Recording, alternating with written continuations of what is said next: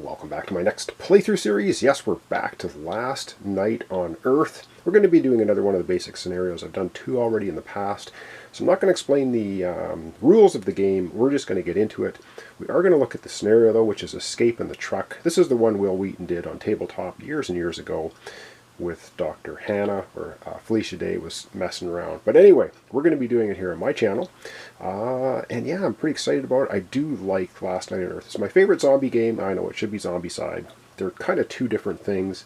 This is really the B-movie version of the zombie game, which I like from Flying Frog Productions. Zombicide, cool mini or not, is more of a hack and slash fest. But it's also very fun. I like them both.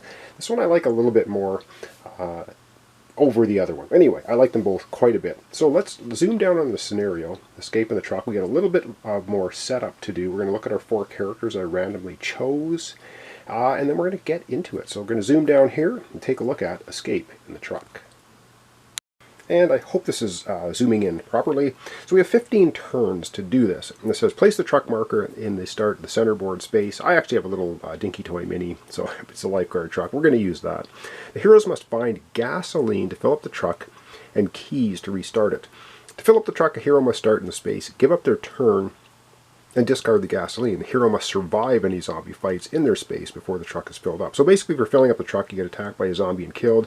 It doesn't happen.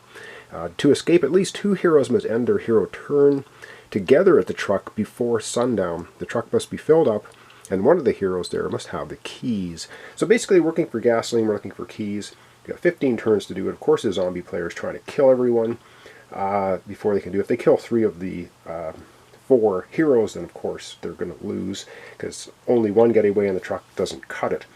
Alright, let's take a look at our four characters that I'm starting the game with, and then I think we're probably just going to get into it.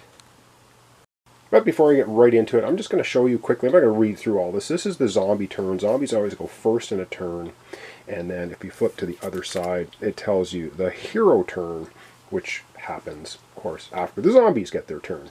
So this is what we're going to be doing. Alright, let's take a look at our characters. We've got Sheriff Anderson, Mr. Goddard, the chemistry teacher. So Sheriff Anderson's small town lawman, Goddard's the chemistry teacher, Sam is the diner cook, and Alice is the waitress. So let's take a look at them, and then we'll begin. Alright, I hope this is focusing nicely. So Sheriff Anderson, he always starts with a revolver, so we have the revolver over there. We'll explain how that works. It's a range of 3, and you roll the die to see if you hit a zombie and you kill a zombie with it. He's also a man of action. Instead of searching, he may take a revolver from the discard pile. He can take 2 wounds before he's killed. And there you go, Sheriff Anderson. He starts in the police department, which I have him already positioned out on the board in the police department. Let's take a look at Mr. Goddard. Alright, Mr. Goddard is the chemistry teacher. Starting in the high school, I've got him positioned over there as well. He has fire. He's always counts as having fire and may ignore lights out. So I guess he's always carrying his lighter with him, or a flashlight or something. He has quick thinking. He may discard 2 items at any time to immediately draw a hero card or take any event except play immediately or townsfolk out of the hero card's discard pile. Pretty cool. He's up, can take 2 wounds before he's killed as well. Up next, we'll take a look at Sam, the diner cook. Now he gets a card to start with, so does Alice, because the diner is not on our board of randomly chosen locations. So they start in the center of the board with 1 hero card. We'll also look at that. Alright, so Sam's a beefy boy. He can take 3 wounds before he's killed. Brawling. He may cancel any zombie fight card used against him on a roll of 4, 5, or 6, which is pretty cool. He starts out with 1 card, and then he's pulled 1 card, and he's a fast learner. So the thing is, the cards that are not items are basically communal. They can be used by any player at any time. And this is play on any hero when they would gain experience token. Instead, the hero may draw a hero upgrade. Not using experience in this playthrough because it's one of the basic scenarios, so we'll use it for the second ability. It says play when any hero wins a fight to cancel a zombie card in play, which is cool. So lots of the remains in play are really nasty cards, and we can cancel one if we win a fight against a zombie. Alright, up last, let's take a look at Alice. She starts in the center of the board as well. And here we have Alice, and she can only take 1 wound before being killed, but she's got youth you may give up your move action to fully heal, which is good. And she's always on the go. Anytime she rolls a 1 or 2 for movement, she may take an extra move action using the save movement roll. So if she rolls a 1, she can basically move twice to move 2 spaces. If she rolls a 2, she can move 4. So she's always on the go. She started, I pulled a weapon for her pistol. It's a range of 2, and it may be fired twice per ranged attack, which is really cool. And it says to fire a target zombie within range. Roll a d6. The zombies hit on a 4+, and any roll of a 1, the pistol's out of ammo. And I should say the revolver is pretty much the same thing, except it's out of ammo on a 1 as well. It's discarded, and it hits on a 4+, but it only shoots once. That's Sheriff Anderson's weapon. All right, we are going to start the first turn, and we're going to start with, of course, the zombie player. But we have to set up the rest of the board first before we do that. And the one final preparation for the board is to roll a couple of dice. I use these green Lord of the Rings dice to see how many zombies we initially place on the board. So it can be anywhere from 2 to 12. So let's see what we get for initial zombies. Oh my good Lord. I roll 12. We will be placing 12 zombies out on the board. There's 4 spawn points. They have to be equally distributed, which means every spawn point is starting out with 3 zombies. Holy heck, this is going to be an interesting scenario. Alright, so way up at the top we got Mr. Goddard in the high school. We're going to get 3 zombies. Wow, I can't believe 12. 3 zombies in each location. So there's going to be 3 at this spawn point. Oh boy, I guess I should have mentioned which buildings are on the board. We got a tavern here in the high school. So the high school is you can maybe pick up experience or pick up a fire extinguisher. They have to be from in the discard pile. And in the tavern, it says you can pick up 1 marker or an item that uses markers. Okay, it's all sort of extra ability stuff that we're not going to be using in the game anyway. Let's get to the next spawn point and another 3 zombies. Oh dear, this is getting ugly. So another 3 zombies here right outside the bookstore. Oh, we got a bunch of them crawling around out here, or shambling around. Of course, the center of our town is over here. Alright, 2 more spawn points. Alright, another 3 zombies. We'll start using the brown ones down here. They come in 2 colors because you can play 2 players as the zombie player.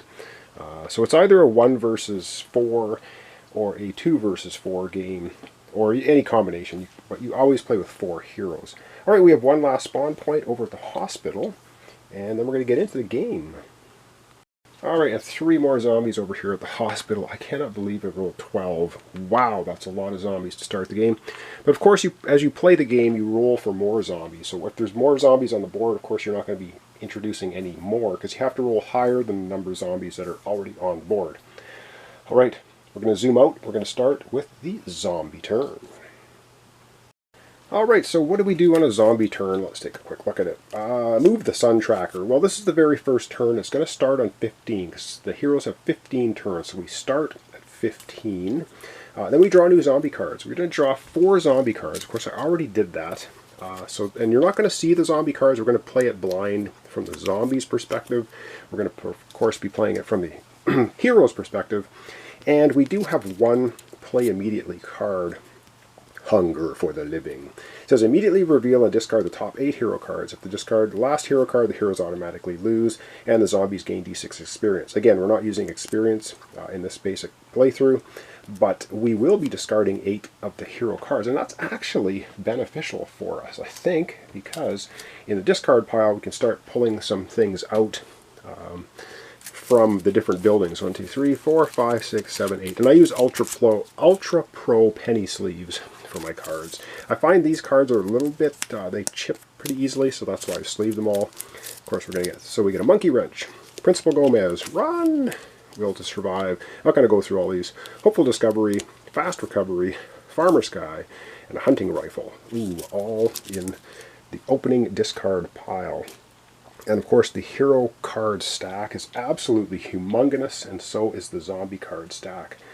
Alright, that's it for drawing zombie cards. Roll to spawn new zombies. We're not going to bother rolling because you have to roll higher than the current number of zombies on the board. We have 12. You can't roll 13 on 2 6-sided dice. So there's no point in rolling, so there will not be any new spawn zombies. Now we move the zombies. So let's go ahead. Zombie player is going to be moving those ton of zombies. And I think we can probably move, well, we can move these guys. We're going to go 1, 2, and 3. They can go through walls diagonally. They can basically just move one space anywhere they want to go. Take a quick look at the zombie cards. And, oh wow, okay, we're going to do that. Alright, cool. So the zombies actually have a card they want to play. They're going to play this one, Overtaken. Play at the start of the zombie turn, which is now. Should have done it before moving, but we're just going to retroactively do it at this moment. On a board section with more zombies than heroes in it, roll a random building on the board section and put a taken over marker on. This is going to be remains in play, so I'm going to kind of leave it out on the board. We do have 3 zombies up here in the board section with just Mr. Goddard. We also have 3 zombies down here in a board section with our sheriff. So we're going to go ahead in this section, and it's either going to be a taken over in this building or that one. So let's show you the taken over marker, which is this one here. No hero may enter this building. A hero already here may not search. So if we can get that, if the zombie player can get that in the police department, that would be awesome. So we're going to roll a die. You can see numbers in the building. So 5 or 6 is in this building, a 1 or 2 is in the hand weapon shop, and a 3 or 4 is in the hospital. So we're going to roll 1 die, and we're going to see where that taken over marker is. All right, where have the zombies taken over? A 2. And a 1 or 2 is pick up any hand weapon in the hardware store. Alright, so basically the hardware store has been taken over. No player can enter this building. I'm going to leave the card here because it's a remains in play card, which means we can get rid of it, which would mean the taken over disappears out of here. I don't think you put a zombie in each space that's taken over. A hero may not enter this building. A hero already here cannot search. So that's basically what happens. The building's been taken over by zombies. You can't go in there. Alright. We still have lots and lots of zombies to move. Let's get to it. Alright, the zombies right at the bottom of the board here, they're going to fan out a little bit. They get to move 1 space. So they'll move like that. Up we go over here for some more zombie movement. Actually, I think I can get all of these guys in. So they're going to be closing in on our teacher, Mr. Goddard. So they're going to fan out this way. We'll put there. And these 3, he's going to go right through the building into here, to there, and also to there. So that's the 12 zombies moving. Oh, God. All right, that was Move Zombies. Fight Heroes. We do not have any zombies in any spaces now with heroes. Place newly spawn zombies if we have them. We don't. After the zombie turn, there's a fire phase. We're not playing with fire either, so we're not going to worry about that. Next, we go to the hero phase. During the hero phase, each hero must be activated, or can be activated in any order you like. You may change the turn order. When the hero is activated, they have to complete the following order in these steps. So they move, they roll a die to move, they can exchange items, ranged attack, fight zombies, and that's going to be each of their turns. So let's zoom out and decide who's going to be going first. Alright, so I'm going to have Sheriff Anderson in the police department building go first, and he's going to roll for movement. So he rolls a 3, so he can move a possible 3 if he wants, or he can give up his move action to search. Let's go to the police department building, police station, and see what he wants to do. Sheriff Anderson is over here in the police station, and of course he's going to give up his 3 movement, and he's going to be doing a search because we need to find gasoline and we need to find keys to get out of here. Top of the huge deck, and he finds laying down the law. Play on any hero until the start of the next hero turn. That hero rolls an extra fight die and may add +1 on any rolls to hit with a ranged attack. Wow! If played on a law enforcement hero, remains in play. Limit 1 hero card per hero. Ooh, he could put that on himself. Oh my goodness, does he want to do that? Until the start of the next hero turn, the hero rolls an extra fight die and may add +1 on rolls hit with a ranged weapon. I think he's going to play that on himself. And he can only have, of course, you can only have 1 heroic card on you. So that's going to pump him up. He could have played that on Alice, who also has a pistol. but he's not going to. So that's basically his turn. He searched. He could do a ranged attack now, but he can't see anyone because if you're one space away from a doorway, you can't see through it because you're basically saying the door is closed. If he was here, he could shoot at this guy diagonally, but he's not. He's over there. So that's going to be the end of his turn, basically. Fight zombies. He doesn't have any zombies in his space. All right, who do we want to have going next? I'm just going to put a token on his card as well so I remember that he went. All right, up next, I think we're probably going to have Mr. Goddard go up in the high school. All right, let's roll for movement for Mr. Goddard. He rolls a 6. He can motor, but is he going to? I don't know. He's got 6 zombies closing in on him. Let's see what we want to do with them. All right, he's way up in the high school. Name of this game is to try and get gasoline and keys. So you know what? He's just going to go ahead and search. He's searching up there in the high school. He's not in imminent danger yet. He could be. He finds restock. Play on any card that uses markers to immediately place 2 additional markers. Okay, we're not doing that. Or play after hero searches to also choose up to 3 cards from the hero discard pile to shuffle back into the deck. Well, that's kind of crappy. We'll hang on to that. Because we might want to take 3 cards and shuffle them back in the deck. The deck is so big it's almost pointless to do that. That was his search. And that's basically it. So he could exchange items. He's not in a space with anyone else. Ranged attack. He has no ranged weapons. Fight zombies. He's not in a space with any zombies. Alright, we have 2 characters remaining to go. That's Alice and Sam in the middle of the board. Well, let's see what they want to do.